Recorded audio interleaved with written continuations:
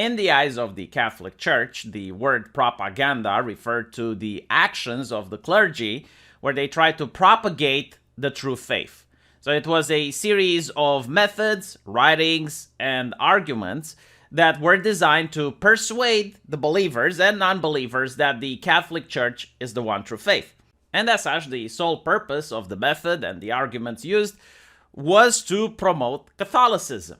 And this is why a Catholic priest wouldn't go at a sermon and start educating its congregation into Islam, to explain how Muslims view the world and then to allow the flock of believers to make their own choice whether or not Catholicism is the correct religion versus the Islamic faith.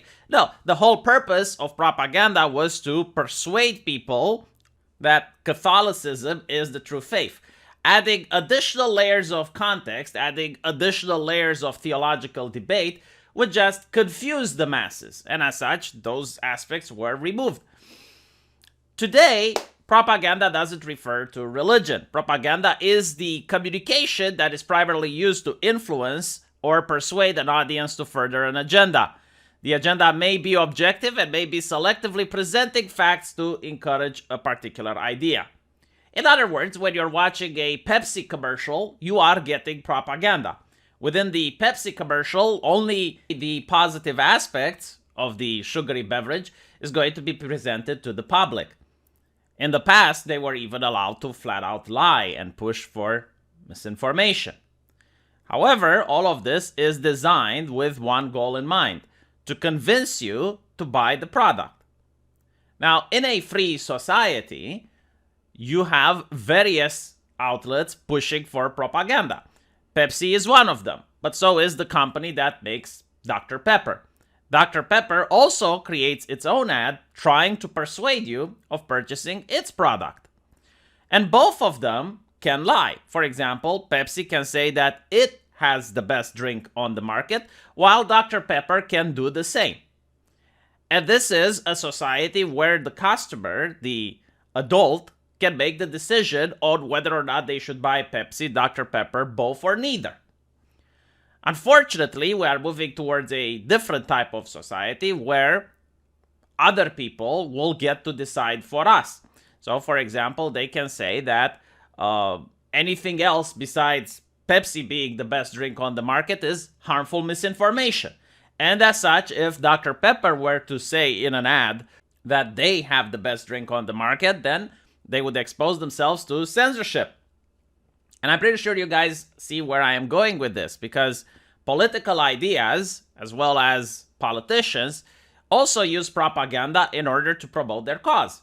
When you listen to a left-leaning or right-leaning politician talk about certain issues, what they are doing is that they are pushing propaganda on you. They are trying to persuade you that their argument is the correct one, and instead of buying a product, they want you to vote for them. They want you to support them, or they want you to donate to their campaign.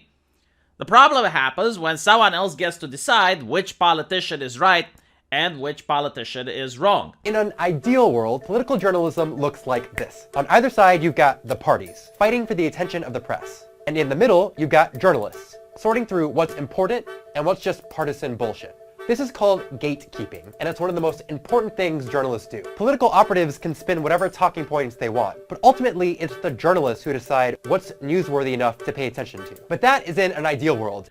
They make this decision on your behalf in order to make sure that the political party they favor gets to have a louder voice, while the political party that they're against gets to be suppressed. And this is what misinformation is about. It's a social construct where other people get to decide which type of information is allowed to go and which type of information should be suppressed. Alternatively, it can also be done to suppress actual inaccuracies from one politician, while at the same time ignoring inaccuracies done by the politicians that the censor favors. The sad reality is that we cannot have free and open societies that have this type of culture. Basically, what it does is it infantilizes the entire public sector, thinking that grown adults cannot make their own decisions, and as such, they need shepherds, they need chaperones. And the chaperones should be the ones that, well, get to decide who has power and who does not. In conclusion, what I wanted to say is that propaganda in itself is not evil. Propaganda in itself is a useful tool that should exist into the hands of anyone who needs it. It is a way to persuade people of an argument. We are exposed to this every day of our lives. The solution to propaganda is, ironically, more propaganda.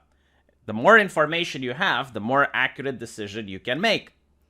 Unfortunately, the current culture suggests that the solution is for someone else, someone more wealthy and more powerful than us, should make the decision on our behalf because we are incapable of deciding correctly. As such, the propaganda that the people in power disagree with should not reach our ears in the first place, while the propaganda that the people in power agree with should be stuffed down our throats. If you didn't get what I'm trying to say, imagine a similar situation. Something that's similar to propaganda is seduction. The art of seduction is to persuade a member of the opposite sex that you are the right candidate for them. Now imagine if you have a woman who has many people trying to seduce her. She is going to look at all the suitors and then decide for herself which one of the men she wants to have a relationship with.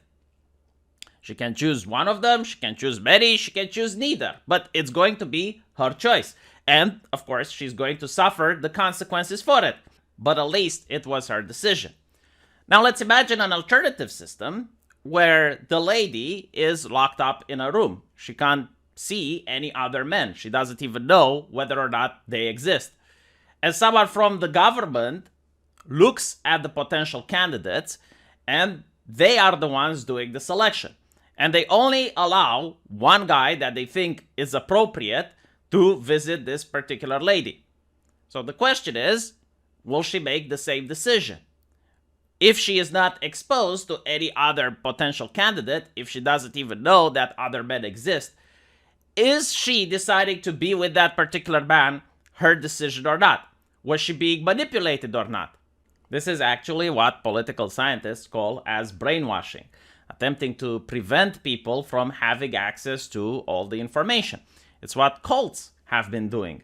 When certain cults try to prevent people from speaking with suppressive persons or going on the internet or listening to the news, their attempt is to prevent their members from getting access to other type of information because they want the only information to come from official sources, which are the cult itself.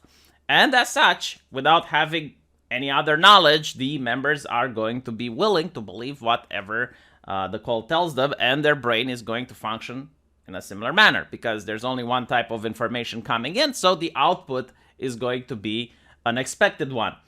Now, this of course is happening at a small scale when we talk about cults, but it has happened at continental scales. For example, Nazi Germany had a very strong grip of its press. And because of that, they would only report favorable things from the war. Now, you can imagine the shock of the people living in Berlin when they saw the Russian tanks rolling in, when they believed by reading the press that the war is going really well.